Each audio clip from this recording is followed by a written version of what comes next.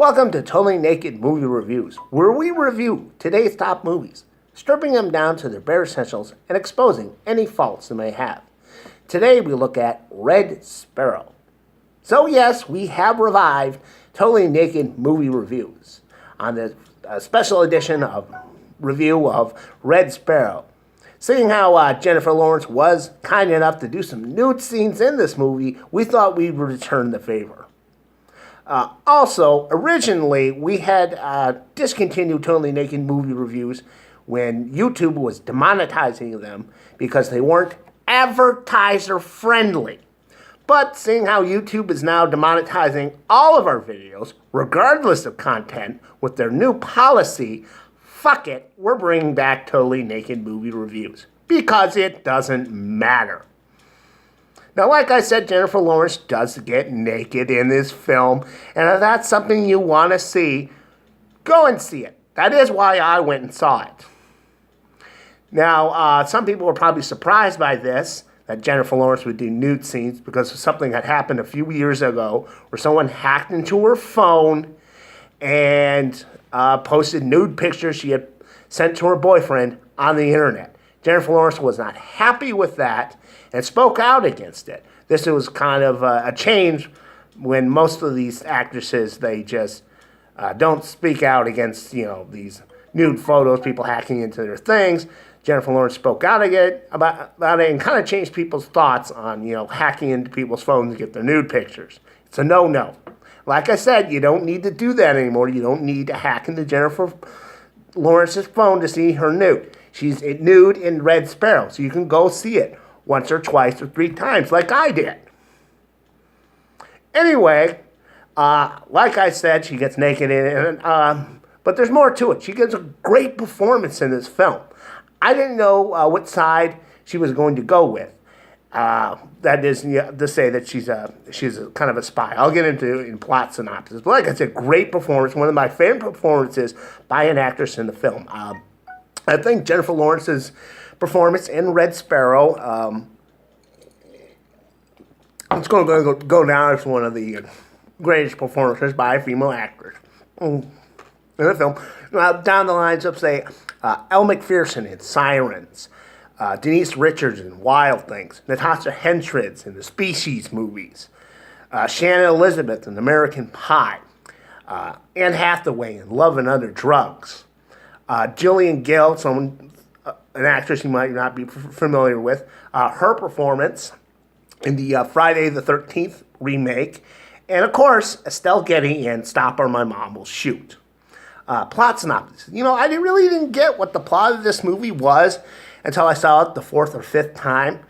And it's Jeniffer Lawrence. She plays this Russian ballerina who breaks her leg.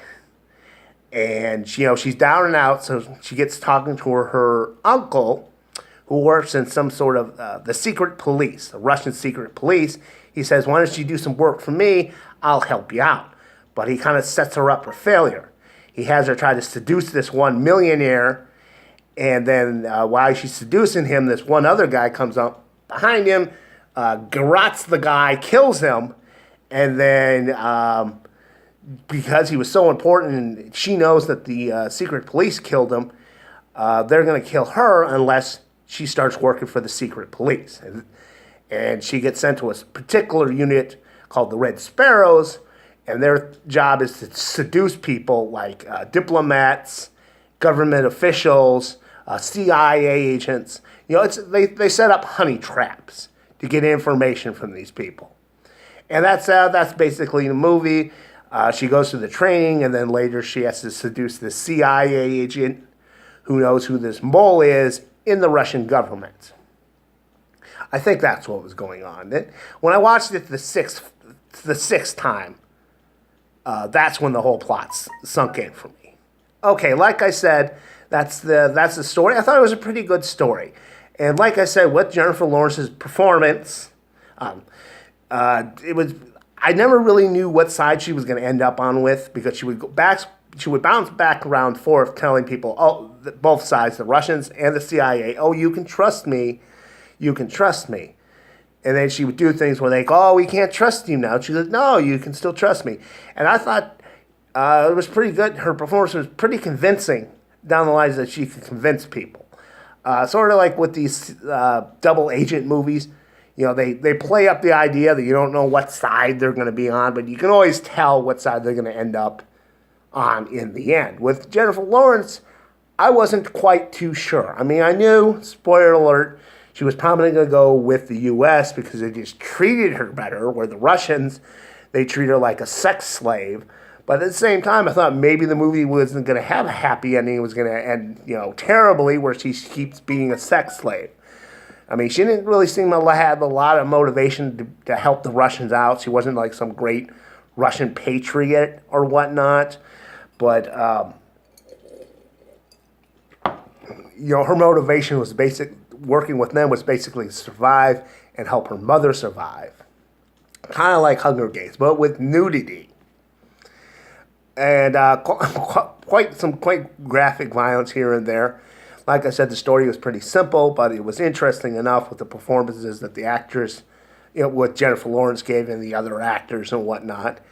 And I enjoyed it. I thought it was a very simple movie. So let's just get into ratings. As you know, I like to when I rate a film, I like it based on how much money I spent to see this movie versus how much money I actually thought it was worth it. So let's see. I saw Red Sparrow 10 times at $8.50 a pop. So that's $85 if my math is correct. And I thought that it was worth every penny of that $85. In fact, I'm probably going to go see it again tonight.